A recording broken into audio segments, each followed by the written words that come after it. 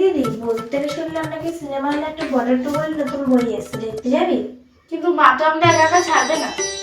মায়ের কথা চিন্তা করিস না, মাকে আমি নিজে ম্যানেজ করে দেবো। কিভাবে ম্যানেজ করবি? আমি ঠিক ম্যানেজ করে নেবো। কালকে তোর তো আমার তো পড়া আছে, দুজনেরই পড়ার নাম করে চলে যাবো। মা শিওর জানতে পারবে না তো? না না, তাহলে ঠিক আছে।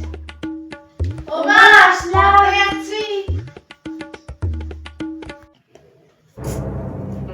কটা বাজে? একটু টাইম হয়ে গেল, মেয়ে তো এখনো আসছে না কেন পড়ে?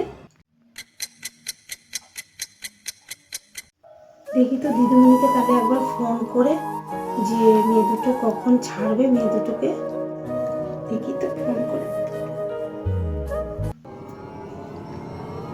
হ্যালো হ্যালো ম্যাম, পূজা দীপশিকার কি ছুটি হয়ে গেছে?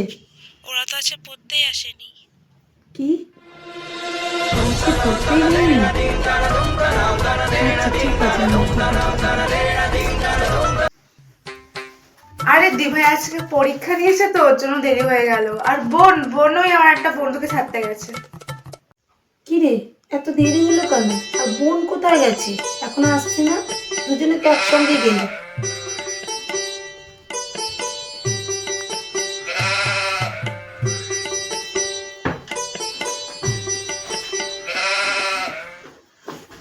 আজকে কি মজা হলো বল দিদি?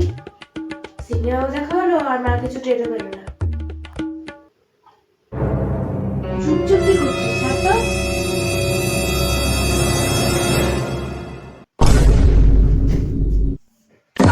সিনেমা সিনেমা তো আমরা A few moments later.